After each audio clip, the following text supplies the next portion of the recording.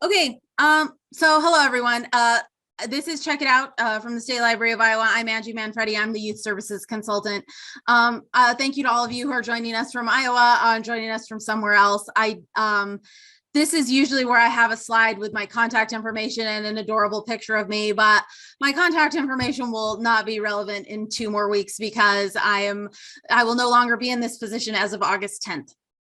So this is my last Check It Out, and we're going to try to get through it without crying, but no promises. It's good to feel your emotions, and it's okay to feel what you feel, which is what we tell the kids. So if you have any follow-up questions about this, you're going to want to probably get in touch with Sam about it if it's after the next 2 weeks. But you will get a copy of this PowerPoint presentation, and you'll get one last survey, and I'd love to hear from you about it. And so I didn't bring a cute picture of myself, but I did wear this shirt that I thought I wanted to show all of you. It says, ask me what I'm reading. It's an illustration it's a really cute shirt. It's from the illustrator and author Jarrett Lerner, and it's really adorable. And it's super cute. And I thought it was a fun thing to wear for our last time together. So that having been said, we have a lot of books to talk about, so let's get to it. What we are up to, what this session is about. We will cover new books. That means books released mostly in June, mostly in July. I have a couple in June that I didn't see the first time around or came out the last week and I didn't get to read them. So obviously I like to read things before I recommend them. So we're going to be talking about new books for ages 0 to 18. There is no way I could possibly cover everything that was published. So what we're going to be looking at instead are highlights and some of my favorites. But I want to acknowledge straight up, there's going to be tons of things that just are left out because you can't possibly talk about everything. And also what the goal of this is to kind of show you like highlights and some larger things that this represents, trends, some read-alikes. We're going to look beyond the big 6 and bestsellers, although of course, sometimes I pick a book and then it is a New York Times bestseller because I'm very smart. No, because that's just the way it is. Like I mentioned, a lot of this is going to be looking at what does this indicate in the larger field? This is important for us to remember about our collection. What does this tell us about what kind of readers can we match these with? If you have a reader who loves this already popular series, what could this new series meet up with it? Then I'll tell you a little bit at the end about how you can learn more. And as always, I would love to hear from you in chat. And I would love to hear from you about what you're reading, what you're recommending. And again, these have been a genuine pleasure and love. And I am so grateful to all of you for coming and for watching them and for asking me to do these in the first place. We did them in 2019 and then we took off 2020 and everybody really wanted them to come back. And this is the 7th one, and I'm just so grateful to you for supporting this. And I hope that I've helped make your collections better. And I hope that I've helped make your readers advisory better. And I hope that they've contributed something. So let's get it going. I decided in classic fashion, we would start with board books, picture books, do chapter books, and then do YA. As per usual, I do not put ages on these books because all books are for all people. And so we're just going to start with board books and picture books. Also, as per usual, I really can only go with what's published per month. Like I can't recommend 45 board books if they didn't publish 45 board books. So I always go with what's published, and I don't recommend, I recommend things that I like and things that I think are worth your money and your time, because I know that you have limited time to read and share, and I know that you have limited money. And I do have a bunch of the picture books. So this is probably the period where if you're talking about you would want to share your screen, now is the time you would want to do that. So also, I have 2 screens for the first time in a long time, which means I'm being kind of back and forth about it. I am trying to look directly at the camera though, so gosh, help us all.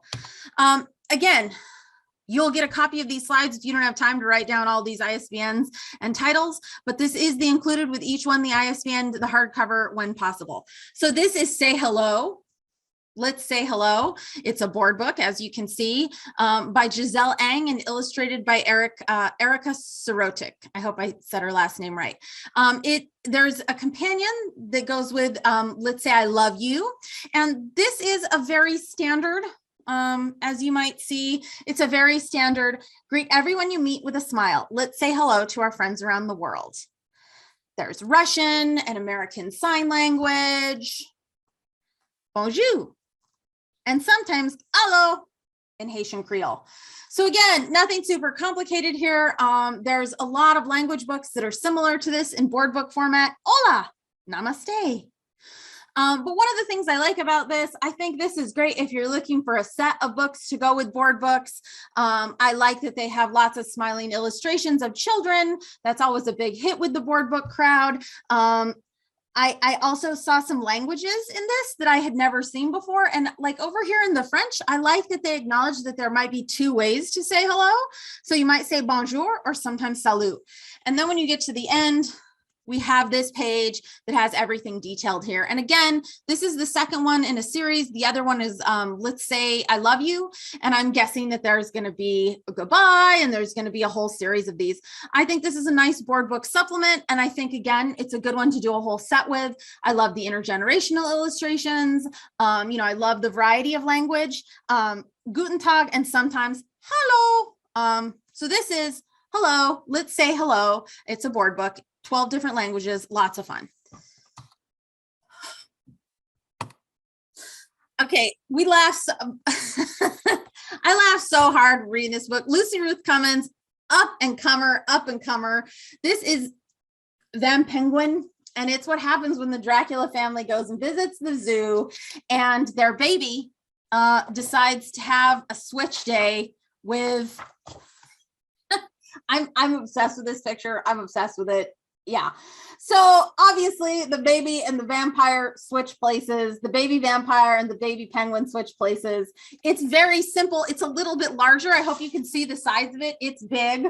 The black and white illustrations. I think this is the kind of book that when you would read with kids, you would just have so much fun getting them to talk about it. And getting them to talk about what they're seeing. They would love to point this out. I love what she's done with the detail of the black, white, and yellow, the three colors. Lucy Ruth Cummins, if you're not familiar also with Truman, one of my favorite picture books. We laughed, my husband and I laughed at this so hard that he's sucking all the blood out of the fish. I also think this is a fun book for those kids who like kind of creepy books, but they don't want like a horror book, but they love creepy books. You know who those kids are. And I also think this would be a fun, like creepy Halloween kind of read. I love it. I also love the dad. I'm obsessed with it. The mom and dad. The mom's on her phone a lot. I love it. So this is Van Penguin by Lucy Ruth Cummins. Okay, so this is a June one, but I found it when I was going through the browsing. I couldn't resist. So this is The Rice in the Pot Goes Round and Round, Round and Round, Round and Round by Wendy Wan Longsheng, illustrated by Lorian Tu. I love everything about this book. It is a singing book. When I read it to my husband, I read it out loud singing. When my family gets together, we laugh and sing, laugh and sing, laugh and sing. When my family gets together, we laugh and sing at the table where my family gathers round. And the rice in the pot goes round and round, round and round, round and round. The rice in the pot goes round and round at the table where my family gathers round. Okay, what do I love about this? Obviously, everything. I also love that it celebrates and embraces Chinese food. Nobody in this, there's so often in these books, the kid is like, ew, that's gross, I don't want to eat it. And then they eat it and they like it. But at the beginning, it starts with an ew. And I love that there is never an ew in this book. The ew is at her brother being a dork, not at eating tofu. He just likes eating it. I love that it's singable. I love the back matter. I love that the grandpa slurps his noodles. And I love that at the end, there's a note. I love that at the end, there's a note that she says, that it might, in some cultures, it might be considered rude. The grandfather in this story slurps his noodles. Some people think that making noises while you eat is rude, but other people would say he's enjoying them. I love that she talks about and gives a pronunciation key for the members of the family. I love that there's a note about Chinese food. I love everything about this book. I sang it like 5 times out loud, and I want to sing it all the way again to you right from the beginning. And I also love that it had noodles and tofu and dumplings and noodles and tea, and had a lot of different things than we might see in regular food books. And yet they're all, look how happy that baby is. They're all so joyously embraced. Mama picks a dumpling and serves 1, 2, serves 1, 2, serves 1, 2. Mama picks a dumpling and serves 1, 2 at the table where my family gathers around. Need I say more? Okay. One of my favorite questions is when people are like, can you suggest some funny books? Okay. Being funny is like literally the most personal thing in the world. Right? Okay. So it's the most personal thing in the world. It's like when people put in dating profiles, a sense of humor. Okay. So the idea that there's going to be this one list of things that are funny, the world does not work that way. Also, so much humor can be found in how we interpret things. So this is How to Be Cooler Than Cool by Sean Taylor. Is this a super funny book? Maybe. But how we read it and how we share it is what makes it funny. Look at what Kat has found. These sunglasses. Cool. You know what she said? I'm not just any old cat at the playground. I'm a real cool cat who can glide backwards down the slide looking cooler than cool with an extra cool on top. Yeah. It does not go as planned. But uh-oh. Yes, a group of animals think they're cooler than cool when they discover a pair of sunglasses at the playground. I don't think this is inherently like a super funny book, but I think that the way we interpret it, the way we talk about the illustrations with kids, the noises that we make, here's Pig. Here's Pig taking a bite. But oh no, whoa, and the glasses go flying. So I really urge you to think about humor in those terms. And for this one, I also had a lot of fun reading this aloud, as you can tell. So I think this is How to Be Cooler Than Cool by Sean Taylor, illustrated by June Julian. A lot of fun. Okay, so this is Frankenslime by Joy Keller, illustrated by Ashley Below. This is another one. You can see the back here is super cool. This is glittery. This is all glittery. This is another one that I think would be a lot of fun, seasonal. I also think this is another read that's would be great for kind of our older kids. We're looking at kind of like a 6 to 8 demographic. Obviously, it is about a kid who creates slime. One rainy night, it becomes zapped, and you can guess what happens to Victoria Franken's slime. But it's okay, because at the end, even though the slime is chasing her, we had a really great time reading this. They become friends. And one of the things, again, there's 3 slime recipes attached. So I think that this has a lot: glow in the dark slime, intergalactic space slime. So this is not the kind of book that I would particularly recommend to like a 0 to 4-year-old, but not all picture books are for that age cohort. And I think that this also has a lot of like family programming. I also think, again, it's a creepy kind of weird book, but it doesn't have that like scary, oh my gosh, like weird, disturbing thing. And so I think that there's a lot of potential in this. And this is also, again, just a reminder that not all picture books are for up to 2-year-olds. And that's why we don't put ages on these books. So this is Frankenslime by Joy Keller, illustrated by Ashley Below. Okay, this is the most Maine book I've ever read in my life. Some of you know that my husband has gone to Maine every summer of his life. And I've gone multiple times too. This is the most Maine book I've ever read. My husband was laughing all the way through it. And it is about a bear who wants blueberry cake. I love everything about this book, but I particularly love it has very few words. And so we can have repeated sight words over and over. And also these comic panels that come up frequently: blueberry cake, blueberries. Blueberries. What do we see next? Blueberry cake, blueberry cake, blueberry cake. Oh, blueberries. So again, this is very few words.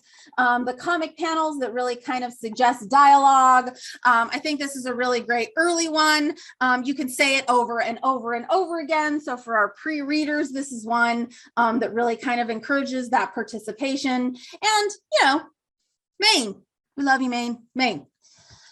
Okay, this was almost my favorite. I love this one so much. This is Hardly Haunted by Jessie Sima, who also did Not Quite Narwhal. This is, again, I don't think that you would think this is a super funny book, but being able to read it out loud, being able to do the sound effects, being able to really talk with kids about it.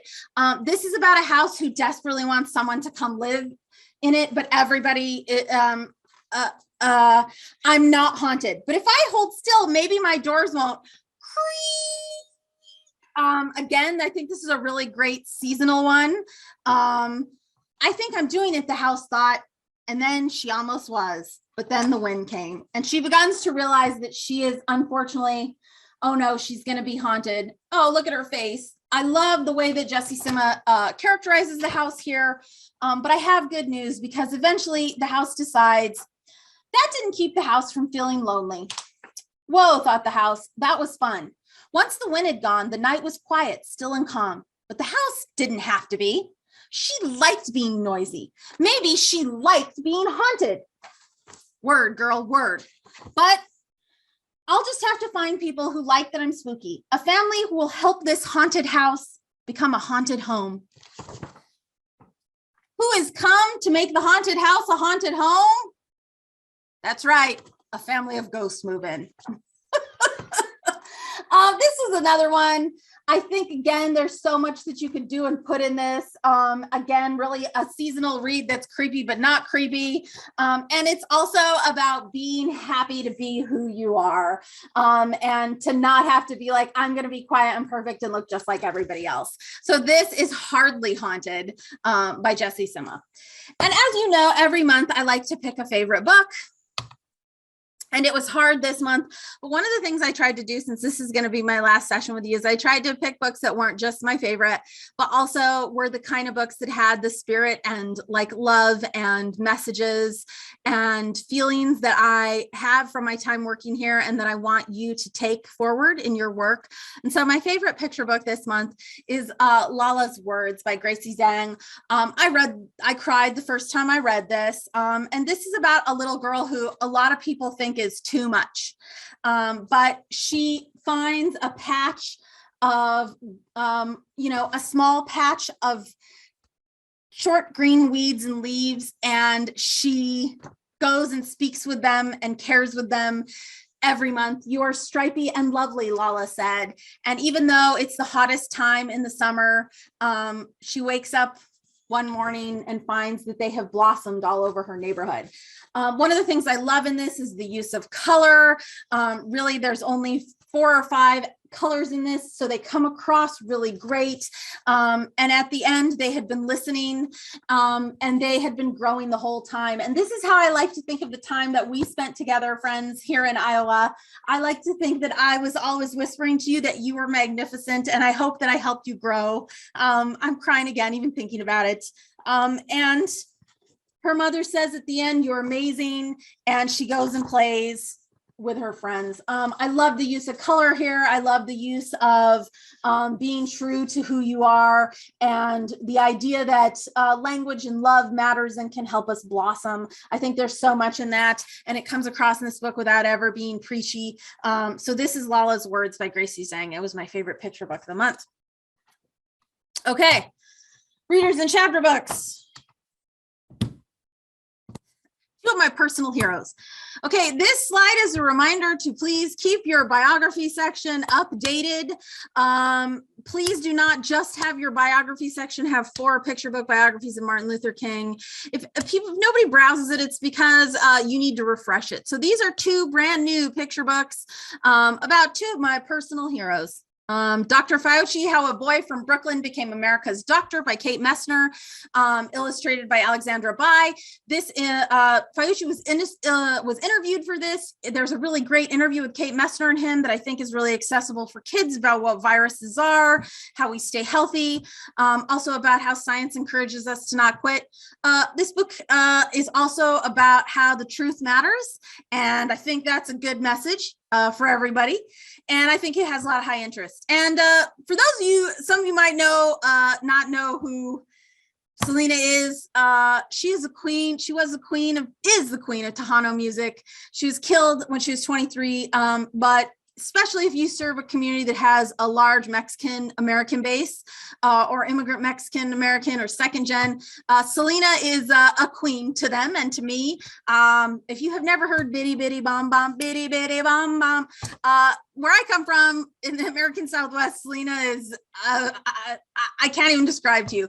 This is the second picture book biography of her that's out recently. It's a little bit longer. It chronicles her rise to fame. She was in a family band.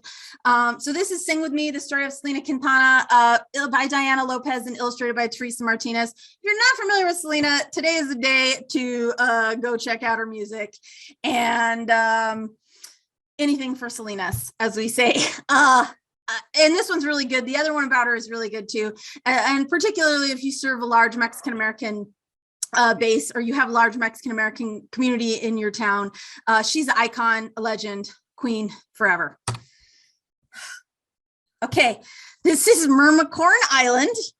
This is the fourth book in the Mermicorn series, and Royal Rescues. This is the fifth book in the Royal Rescue series. These are 128 pages, highly illustrated chapter books.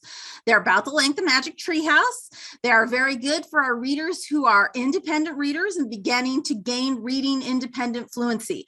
Mermicorn Island is about a bunch of mermaid/unicorns. They're unicorns on the top and mermaids on the bottom. And I know what you're thinking. Why hasn't someone thought of this before? It's the greatest idea ever. And this is a series by Jason June about their adventures, and there's narwhals and dolphins and magic and treasures. It's pretty much exactly what you're thinking. And Royal Rescues is a British import, and it's about princesses who rescue animals like kittens and puppies and seals and horses. Again, I know what you're thinking, which is, why didn't someone think of this before? If you have fans of the Rainbow Fairy Magic series, or you're really looking to bulk up that reader section, these are great trade choices. A lot of fun, cute stuff. See, it's a mermaid and a unicorn. I don't know if you guys are getting that. You don't seem to be appropriating the reacting, but okay. It's also like the princess rescues a seal. Okay. Okay, this is the third book in the Escape From series. The first one is Titanic. The second one is Pompeii. This is Escape from Hurricane Katrina by Judy Allen Dodson, illustrated by Nigel Chilvers. You can guess who these are read-alikes for. You're fans of I Survived. And I want to show you a little bit about what an inside of one of these looks like. It has this kind of reality check. I love that insert, which is a nonfiction insert into the story. This is a story about two siblings who are separated from their father during Hurricane Katrina and trying to get to the Superdome. And it's illustrated, but it has like an older looking illustration. Again, for the fourth time this month, Miss Taylor gives me a ride home from school. Usually when she picks me up, I'm coming from coding club. Also the hour by hour breakdown. So for your readers who love this kind of thing, this again, about 128 page early chapter reader. This is the third in the series. It's really good. And it's also respectful of the Ninth Ward, which a lot of books about Hurricane Katrina are not. And I was living in the South when Hurricane Katrina happened. I don't recommend things that aren't respectful of the Ninth Ward and the people who lived there and the suffering they went through. So I do recommend this one. So this is Escape from Hurricane Katrina. The other two, Escape from Pompeii. My husband was like, did people actually, come on, dude, focus up. Okay. Next, you might be saying to yourself, Angie, I already have the adult version of this book, and I already have the kids adaptation for this book. And I would say to you, Macmillan has figured out even better. So Macmillan has taken these Michael Tugis books and turned them into 128 pages, highly illustrated for the 6 to 12-year-old crowd. Genius. I love it when publishers respond to this way. I love it. So they've taken The Finest Hours and A Storm Too Soon, which are Michael Tugis books. They were adult books. They were adapted for the tween market. I highly recommend those too. And now they've been adapted again for the even younger market. The Finest Hours was turned into a movie. It's a story of the greatest Coast Guard rescue in American history. This is what they look like inside. Again, we see the size of text. We see the shortness of sentences. This crew still needed a fourth man. Irvin Mass was in the mess hall when he heard Weber's call. Mass was a guest of the station and could have easily said no to the mission. So we don't need in the adult book, we don't need the 15 pages we get about Irvin Mass. We get a couple sentences about him and we move on. And we have these interstitial illustrations throughout. So again, I really like that they're continuing to build into this reader market. And I like the idea that they should work with material they already have. And so again, I Survived. They were literally never on the shelf. Kids would check out 15 at a time of them, and publishers have really stepped up and responded with more of that kind of fiction. And that's good. We like to see that because we like to see them programming for what kids want to read. That's what we want them to publish. We want them to publish what kids want to read. Okay, History Smashers, also by Kate Messner, who wrote the Dr. Fayucci book. This is the fourth in the History Smashers series. If you have fans of the Nathan Hale book, these are highly illustrated. They have cartoon panels, but mostly they're text. This is the new one. It's about the American Revolution. And what I love about these books is they are open and honest, and they tell kids the truth. And more than ever, the truth matters. The truth matters. We believe in the truth. So I want to read you a section from this one about Thomas Jefferson, which is, for starters, Jefferson didn't want to write it. He wanted to go home to his plantation in Virginia, where he enslaved hundreds of people over the years, including while he was writing all those fancy words about freedom.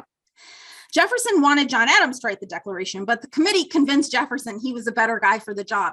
He was a good writer, and people liked him more than they liked Adams. It tells you a little bit where he got all the ideas from, the different places he adapted it from. So what did Thomas Jefferson do after that passage he wrote got crossed out from the document? You might think he'd at least have gone back to Virginia and freed the people enslaved on his own plantation. But he didn't. He kept talking about the problem of slavery and also continued to buy and sell enslaved people. Of the roughly 600 people Jefferson enslaved in his lifetime, he ended up freeing just 7 of them, 2 while he was alive and 5 more in his will after he died. So the idea in this book is that she talks about like commonly held misconceptions about historical eras, and then kind of really goes into the facts behind them, and also has these little interstitials. This one's about Hercules Mulligan. I think you know about Hercules Mulligan. When you knock him down, you know what happens. So they're really greatly researched. They have, at the end, we have very well documented sources. They're fast reads. They're super reads for the kids who kind of love this in-between history. And this is the 5th one. There's one about the Titanic, one about Pearl Harbor. I love the one about the Mayflower, and I love the one about suffrage. And this one's the American Revolution. So this is History Smashers, The American Revolution by Kate Messner, illustrated by Justin Greenward. Okay, now's the period of the time where I tell you about all the graphic novels published, and we couldn't even possibly keep up because so many are published. Thank you, publishers. So this month we're looking at Clash, which is the 4th book in the series by Kayla Miller. There's also Click and Camp and Act. These are great read-alikes for Raina Telgemeier. Nothing fantastical happens. They're just about a 6th grader named Olive and how she deals with everything going on at school. A lot of fun, fast reads. For the kids who you can't keep the true life memoir graphic novels on the shelves, this is for them. Next is Jukebox. By Nidhi Chinani. This I love. It's about 2 cousins who, one of them, her dad goes missing, and they find a magic jukebox in the attic, and it transports them from record to record, from album to album, to find the dad. throughout history. I love the illustrations in it. I also love the focus on music. I love the family focus. I love the time travel aspect. And I also loved the way she integrated like the concerts and the different styles of music and the two cousins who are very different, but kind of like have to work together to solve the mystery. So good, super good. This author also wrote a book called Pashmina, which is being turned into, I think, a Netflix show. So we're going to have some high demand info on this. I will fix the ISBN on Jukebox. Thank you for letting me know. I will fix the ISBN on Jukebox before I send out the slides. And also, if you don't have Pashmina, I highly recommend it as well. And the Pathfinder Society, this is the second one. This is The Curse of the Crystal Cove.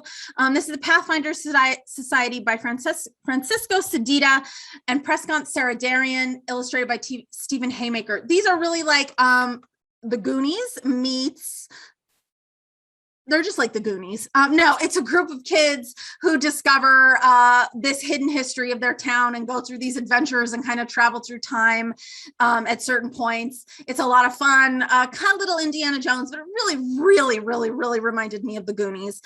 This is the second one. They have kind of cliffhangers. This is another one that'll never, ever be on the shelf. Okay.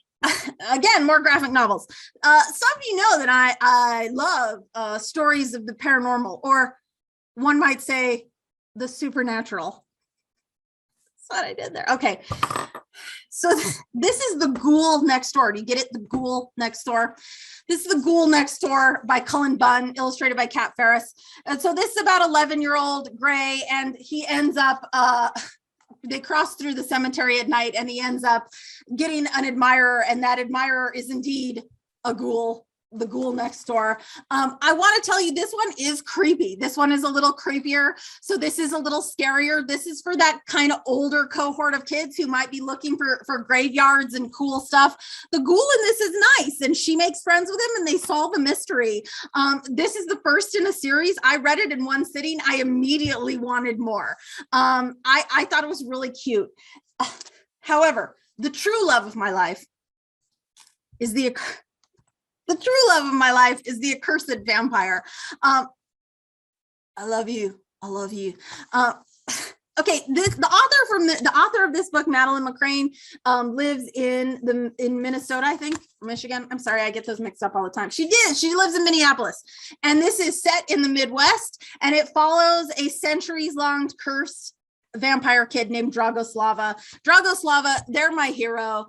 That's them right there. And they go on this adventure and meet other vampire kids. They have to do the will of the witch who turned them. But in this, they make new friends, and they kind of venture out on their own. This is another one that's kind of creepy. I know it looks kind of cutesy from the front, but I always was a kid who liked creepy stuff. My whole life, I was a kid who liked creepy stuff, and I'm an adult who likes creepy stuff. And I love that there's books and stuff for them right now. These were both so good. And again, I think they're also about like embracing the creep and the weirdo that you are, and looking past how people look and figuring out who they are as people. I just love everything about that. So that's The Accursed Vampire and The Ghoul Next Door. And I will fix the ISBNs on those before I send them. Obviously, we had some editing trouble with that, but I appreciate that people are actually adding these books and checking them for me. This is Josephine Against the Sea. Again, this is exactly the kind of thing I was into as a kid. First of all, I love this cover. I want you to pay attention to the cover. It took me a minute to see the woman in the waves. So this is the Josephine Against the Sea by Shakira Bourne. It's set in Barbados, and it follows Jo, who desperately does not want her father to get a girlfriend, because then he won't pay attention to her. And nobody believes her when he brings home Maurice, who is a little weird. And Jo doesn't like her, but she cannot imagine that, in fact, she is a supernatural creature. And now it's up to her to save her father. I love the setting in this. I loved the Caribbean mythology. I loved Jo. I love that she's allowed to be kind of a jerk. And like, as an adult, you're like, well, just let your father be happy. But that's like not always how kids think. So I thought this had a really great kid voice in it, and it had a really believable kid voice in it. I hate when the kids in a story behave the way adults would. That is not how kids would behave. So I thought that was really believable. I also thought like the setting, the voice in it, I just think is so great. And again, the cover, could you die for that cover? So this is Josephine Against the Sea by Shakira Bourne. Okay, here's the entire setup for this. He has to write, the main character in this has to write the who would you invite to dinner? You have to invite 3 people to dinner. And he's like, I hate this assignment. And so he chooses Blackbeard. But what he does not know is that his family's dinner table is magic, and Blackbird shows up. And then Blackbeard puts together a bunch of pirates and tries to take over the town. That's the entire setup. That's the entire setup. And it's super cute. And then, you know, the whole town has to fight back against Blackbeard. Why do I keep saying Blackbird? Am I thinking about the song? But that's the setup. You say, who would you invite to dinner? And then the villain shows up. And so this is the first in a series. I think it's a super cute, fast read, has a lot of that like fantasy coming into the real world element. Also, to Josephine and the Sea, some people say it's a good read alike for the Jumbies. Totally agree. I think Josephine versus the Sea is a little funnier and the Jumbies is a little scarier. But Josephine versus the Sea is kind of creepy, but a good read alike for the Jumbies for sure. And Elizabeth, I love Elizabeth's comment about a book that a girl who was raised by a dad. I love that too in it. I love Jo and her dad have this really believable relationship. And I think that really works as well. So this is Time Pirates by Victor Pinheiro. First in a series. I'm sure other villains will come to dinner. Have no fear. Woo! This is the kind of book that I've been waiting for and waiting for and waiting for, and then it was good. So it was exactly what I wanted. This is about a 5th grader, and what I love about this, like Josephine and the Sea, this looks like it was written for 5th graders. I'm so tired of books where they're in 5th grade and it's written for like 8th graders, or where they're in 5th grade and it's written for like 3rd graders. I love that this was a book for 5th graders written at a 5th grade level. You can notice the size of the text. I just want you to look at the size of the text, but also it has these kind of illustrations throughout. And this is about Maya, who is kind of like being nervous about starting 5th grade because she's in a different class than her best friends for the first time, but she discovers an old robot in the back of a convenience store and she starts working on programming him and he becomes her friend. But I love this. There's a real focus on STEM in this. There's a real focus on robots and programming and about being a scientist and about creating and trying. And yet at the same time, it's also about making friends and figuring out who you are. The book itself is like 210 pages, but I think it's actually much shorter than that because of the size of the text. So again, this is a really approachable book for this age range. It's really written perfectly to this age range. I just really loved it. And I think there's so many kids who love making and doing. And I think there's so many kids who are going to be drawn to this. It's really fantastic. So this is Maya and the Robot by Eve L. Ewing. It was almost my favorite book of the month. My favorite book this month is Weird Kid by Greg Van Eekhout, because I'm a weird kid. And I think a lot of you are weird kids too. Also because this represents so much of what I strive to do with these classes. Greg Van Eekhout is the best author you've never heard of before. He's the kind of author that I feel like if more people read his books, they would just love him, but not enough people know about his stuff. For one thing, it's not 800 pages, okay? It's just over 200. It's sci-fi plus contemporary plus wizard stuff, not wizards, like magic stuff, but not magic, like aliens. So basically the premise of this is the main character, our weird kid is Jake, came to Earth as his parents found him as shape-shifting goo. And now he's going to middle school. And he desperately doesn't want anybody to find out he's shape-shifting goo. But something weird is going on at his town that he thinks involves the shape-shifting goo. This has everything you're looking for, okay? It has the sci-fi element. It has the secret government organizations. It has the metaphors about adolescence. It's so funny. It has sci-fi stuff. It has shape-shifting stuff. I'm going to read you just the beginning. Tomorrow I'll be among people. So tonight I practice my smile. Smiling should be easy. You pull up the corners of your mouth, maybe show some teeth, maybe don't, that's it, you're smiling. Or if you're me, you grow a forked snake tongue just for fun. But only when no one's looking. Only when you want to. At least that's how it used to be. Tomorrow's the first day of middle school, and I have to keep my mouth shut and body under control, or else. What an opener. And this book is dedicated to all the weird kids. Stay weird. This represents everything I try to do with these classes. It also represents everything that I believe the best of this age group kind of stuff is about, that being you is the hardest thing, and it's the best thing, and it's the most rewarding thing. I think there's so much good in this book. I laughed and I cried. And at the same time, I felt like I too inside was goo, and I'm trying to figure out what's next. So my favorite book this month is Weird Kid by Greg Van Eckhout. If you have never read anything by him, do yourself a favor and change that today. Cog, everything by him, so good. Okay, YA. You know, when I moved here, the first thing I said was I found out about Ragbri. And I said, man, they should write a YA book about Ragbri. For those of you not in Iowa, Ragbri is a bike race that goes across the entire state. Thousands of people do it. And then I discovered In the Same Boat by Hall. I still think they should write a YA book about Ragbri. This is about a real endurance race, a 265-mile river race in Texas, over 2.5 days. It's a real endurance race. And it's like Ragbri, and it's the YA romance that I thought someone should write about Ragbri, because of course this is about our main character there, Sadie, who is about to embark on this to redeem herself from breaking the year before, finishing the race. She wants to redeem herself to her father, and her and her brother are going to do it. But at the last minute, her brother drops out with another partner, and she ends up partnered with Cully, who is the son of her father's rival. And she hates Cully, and she does not want to be in a boat with him for 2.5 days. And you are never going to believe what happens. You're never going to believe it. Okay. Super cute. And yet at the same time, I would absolutely recommend this to readers who came in and said they wanted books about outdoors, they wanted adventure books, because this race, man, it's hardcore. It's 265 miles on the river canoeing in Texas. And that's really woven into the story as well. So I would recommend it wholeheartedly to people who were like readers who wanted outdoor books, who wanted adventure books, along with readers who wanted enemies to lovers romance. Super good. Somebody should still write a book about Ragbri, but this hit what I wanted for that. In the Same Boat, get it, by Holly Green. Up All Night. I used to have kids multiple times. I had teenagers say, I read this book and it took place all in one night, and I want more books that take place all in one night.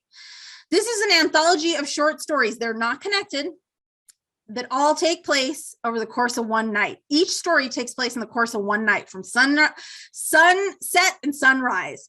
One night stories. There's a little bit of sci-fi, there's scary, there's funny, there's romance, there's a little bit of everything. What links them together is they all take place over one night. I think that's a real common teen thing. They like that story, they like that setup. And I liked it a lot here too, because it really sets up, puts the stakes up. And it also, there's, I think, a lot to build, a lot to book talk out of here. I'm also a huge fan, many of you know this, of short story collections, because I think for our readers who are time strapped, who are struggling, who tell you they can't get into a book, they don't have time to read, they don't like reading, you can always give it to them and say, just try one of these. So I'm a big fan of short story anthologies, especially when you're looking to do book talking and outreach to that group, or to teachers to say, you could teach one of these, you can share just one of these, anything we can kind of do. So I love all these short story anthologies that are in the YA market right now. And this is a great one. So this is Up All Night, edited by Laura Silverman. I'm not even sorry. I'm not even sorry. You can't even make me be sorry. I'm a little sorry. This is Any Way the Wind Blows by Rainbow Rowell. It's the third book in the Simon Snow series. I think the first Simon Snow book is called Carry On. The second Simon Snow book is called Wayward Son. This is the third book in the end of the series. For years, I have book talked this to every teenager who's ever asked, and it has gone out with them every time. Carry On is like Harry Potter if Draco and Harry fell in love. That's what the premise is, but it also has everything you're looking for in a wizarding story. It has vampires and witches and magic academies and boys who are enemies and then discover they've been in love all along. This is the end of this trilogy. It is, in my opinion, a truly great fantasy trilogy. I think about Carry On all the time. It deconstructs what the Chosen One narrative even looks like. They're great on audio. I don't know why the last one wouldn't be called Lay Your Weary Head to Rest, but I'm not Rainbow Rowell's publicist, so here we are. I'm hoping it won't let me down because I'm sick of things involving Carry On My Wayward Son letting me down, but here we are. They're really great. Boz is the vampire. He's a character you'll love forever. This is the end of the series, but I highly, highly recommend all three of them. Carry On, Wayward Son, and now Anyway the Wind Blows by Rainbow Rowell, who is a Midwest author, by the way. Okay, this is Walls by L.M. Eliot. L.M. Eliot has written a lot of historical fiction, and this book takes place in 1961 in the city of Berlin. And it is about the main character who moves there with his family. He's an army brat, and he lives in the free part of the city, and his cousin lives in the communist-controlled part of the city, and they kind of are getting to know each other. I love historical, many of you have heard me say this before, I love historical fiction that's not all set during World War II. And I had never read anything in this period. And this is set the year before the Berlin Wall went up. And so it's in a Berlin that's still very much divided, but hasn't yet been entirely split by the wall. And I certainly think this is a period that teenagers aren't going to have as much familiarity with. I loved the cousins. I loved it, how it showed how they were navigating what it was like to live in this authoritarian regime. Without knowing what was coming, but knowing that something bad was happening. I think it has a lot of contemporary real world relevance. She talks a lot about Russia today, a lot about authoritarian regimes. I loved that it was these two boy cousins who were figuring this out. I really enjoyed this, and I enjoyed it so much that I was like, I want to learn more about what that year was like. I had this idea in my head that the Berlin Wall, everybody knew the Berlin Wall was going to happen and blah, blah. It was not like that at all. And that was just stuff I really wasn't as familiar about. And reading this book got me excited to know more about that. And all of her historical nonfiction is like this.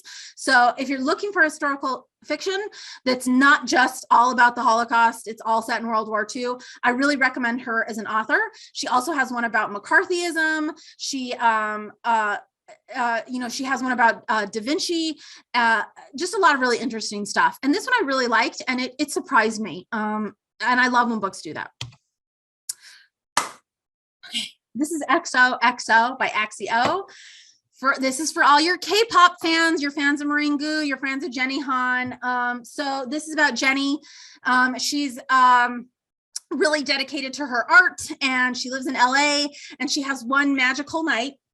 Again, one magical night with Jae-woo, who is visiting from South Korea, and she knows she'll never see him again, so she can have this one night with him. And then she and her mother end up going to South Korea to help care for her grandmother, and she enrolls in an art school. And when she enrolls in the art school, you're not going to believe this, but Jae-woo is also enrolled, and he's also a member of the biggest K-pop band in the country. And K-pop band members can never have girlfriends because they have to be like constantly boy band members.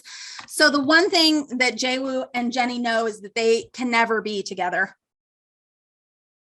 I love it. I loved the K-pop. I loved the setting. I loved that Jenny has art herself, that she is an artist herself, and she's really committed herself to her art. So it's not just like, oh my gosh, I like this boy. It's also like, okay, well, if I have this relationship, I have to think of how that interacts with my own work as an artist. So I love that she was given that independence herself, and yet still they're inexorably drawn to each other. So if you have K-pop fans, if you have fans of kind of romance, I love the setting. If you have fans of the Sarah Kuhn books, Maringu, so good, so good. Yeah. Okay, this is Six Crimson Crames by Elizabeth Lim. Also obsessed with this. Okay, so this is Six Crimson Crames by Elizabeth Lim. Some of you might recognize a little bit of this elements of this story. So our main character is a princess named Shiori, and she, of course, discovers that her stepmother, her soon-to-be stepmother, is a little more villainous than she is been led to believe. But her stepmother curses her. And what she curses her is that Shiori has 6 beloved brothers. And her stepmother turns these brothers into 6 crimson cranes. And if Shiori speaks even one word, if she makes even one word, her brothers will die one by one. So of course, this is a retelling of, some of you might recognize this traditional tale. It's a retelling of the Wild Swans, the Hans Christian Andersen story. Boys being cursed to be birds is actually a real thing in folktale. And when I go back to get my master's degree in folklore, I'm going to figure out why. I'm not going back to get my master's degree in folklore. That's not why maybe I am, but not like right now. I'm sorry, that came across. That's a jokey thing that I say sometimes that I dream of. That would be my dream. Okay, focus up. A great fantasy. So she can't speak, but she's got to figure out how to break the curse. Her main sidekick is a magical paper bird who is her really good friend. She also has a shape-shifting dragon. She has to help break the curse with the boy she was going to marry. She's an amazing heroine who finds her voice even when she can't speak. The magical world building in this, the magical world building in this, beyond compare. Her love for her brothers, everything about this is so good. I could see this while I was reading this. This was like reading a movie. Really, really, really loved this. Loved it. Ditto with this one. This is This Poison Heart by Kaylin Bayron. Bree is our main character. She inherits a dilapidated house up in upstate New York.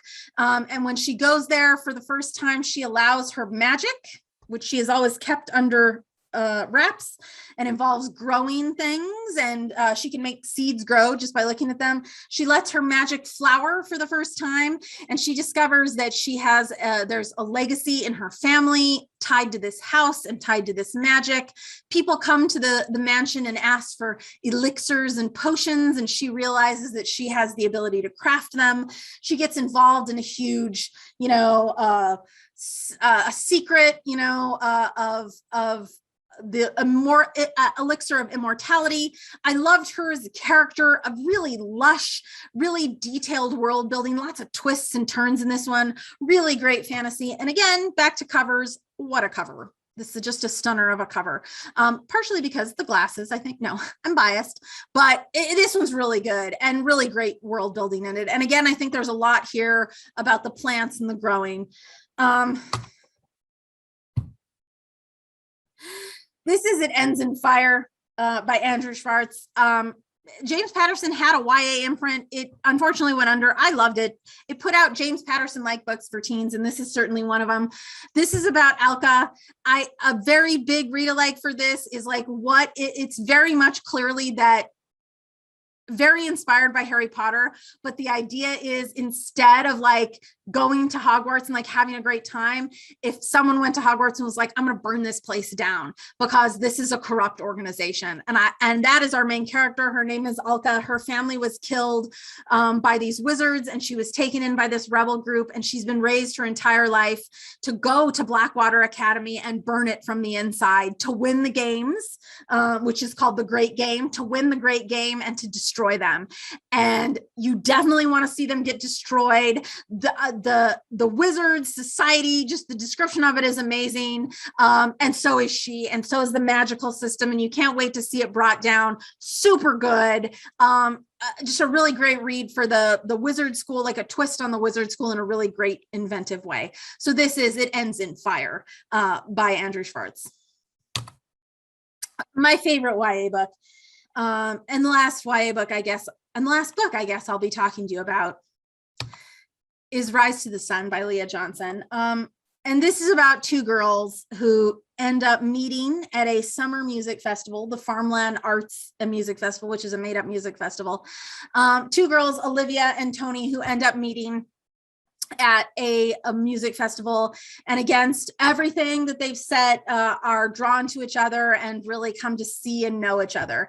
This is a book, the vibes in this are so good and so intense. And just the feeling of being with people and loving music and finding someone who knows you and sees you. Everything in this book, it feels good. It feels so good to read.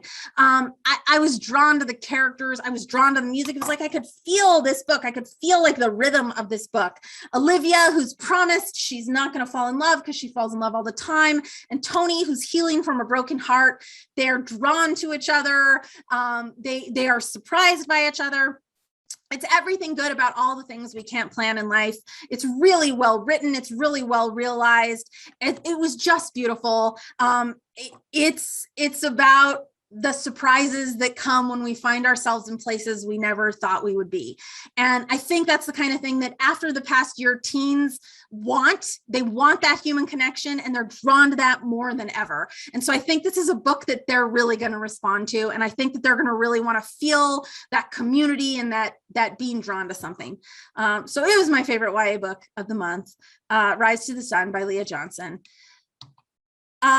We did all of these, because we genuinely and deeply believed that your collection matters, and your investment in these sessions told us that you believe that too. Your collection tells the story of who you are to your community.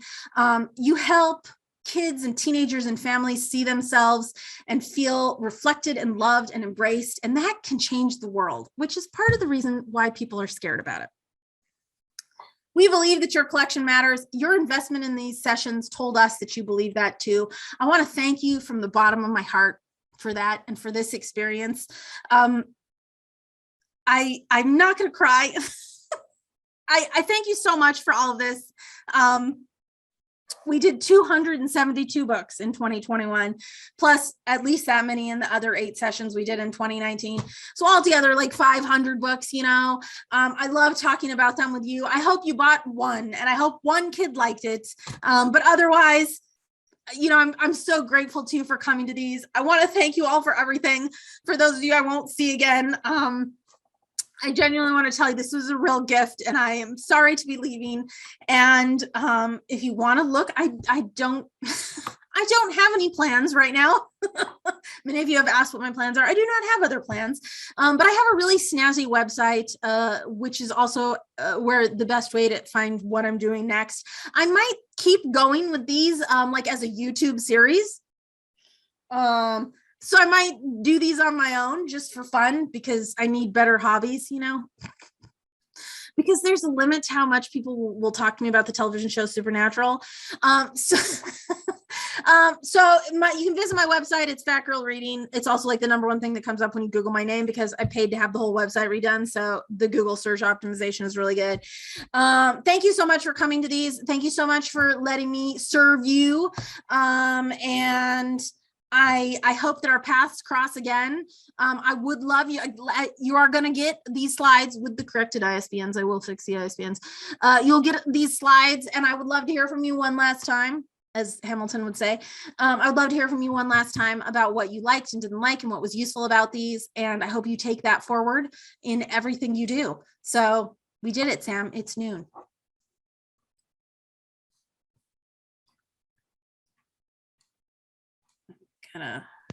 I'm muted like a Zoom newbie. Hey, Angie, I hope you've got the chat pulled up. Lots of people sending lots of love and lots of check it out love.